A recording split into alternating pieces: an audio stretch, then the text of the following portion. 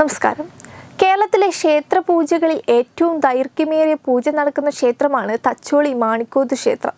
തച്ചോളി മാണിക്കോത്ത് സ്വയംഭൂ സങ്കല്പത്തിലുള്ള ഭഗവതിയുടെ പൂജയാണ് കേരളത്തിലെ ഏറ്റവും സമയമെടുക്കുന്ന ക്ഷേത്രപൂജ. നീളുന്ന ഏറ്റവും വലിയ കളരിപ്പൂജയിൽ 30 മുക്കോടി ദേവതകളെയും സാന്നിധ്യം ഉണ്ടാകുമെന്നാണ് വിശ്വാസം. ഭഗവതിയെ 5 ഭാവത്തിലാണ് പൂജിക്കുന്നത്. ആദ്യം ഭദ്രകാളിയായും, രണ്ടാമത്തേത് കൊടുങ്ങല്ലൂർ അമ്മയായും, മൂന്നാമത്തേത് ശ്രീപോർക്കാവിൽ അമ്മയായും, നാലാമത്തേത് ദുർഗാഭാവത്തിൽ ലോകനാർക്കാവിൽ അമ്മയായും. കളരിപൂജയുടെ ഓരോ സമയത്തും തൊഴുന്നത് ഓരോ ഫലത്തെ നൽകുന്നുണ്ട്. മുഴുവനായി കളരിപൂജ തൊഴുതു പ്രാർത്ഥിച്ചാൽ സർവാഭിഷ്ടങ്ങളും സാധിക്കുമെന്നും എല്ലാ വലിയ ശത്രുദോഷവും ആഭിചാര ദോഷങ്ങളും തീരുമെന്നാണ് വിശ്വാസം. ആദ്യ 3 പൂജ അതിരൗദ്രഭാവത്തിലാണ്. ലോകനാർക്കാവിലമ്മയെ ദുർഗാഭാവത്തിലും അത് കഴിഞ്ഞ് സരസ്വതി സങ്കല്പത്തിൽ ബാലപരമേശ്വരി ഭാവത്തിലും എത്തിച്ച് പിന്നീട് മാതൃഭാവത്തിലാണ് അമ്മ ധ്യാനനിദ്രയിലേക്ക് പോകുന്നത്.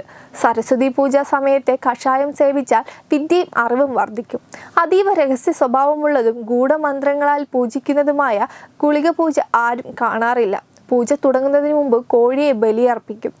അക്രമികളിൽ നിന്നും കൊടുങ്ങല്ലൂർ ക്ഷേത്രം സംരക്ഷിച്ച തച്ചോളി ഒതേനിൽ സംപ്രീതമായ ഭഗവതി ഒതേനൊപ്പം കടത്തനാട്ടിൽ വന്ന് കുടികൊണ്ടു എന്നാണ് വിശ്വാസം. അതിന്റെ പഞ്ചമകാരങ്ങളോട് കൂടിയ പൂജാ സംവിധാനങ്ങളും ഗുരുതിയും കൊണ്ട് ഭഗവതി തച്ചോളി കളരിയിൽ കുടികൊള്ളുന്നുണ്ട്.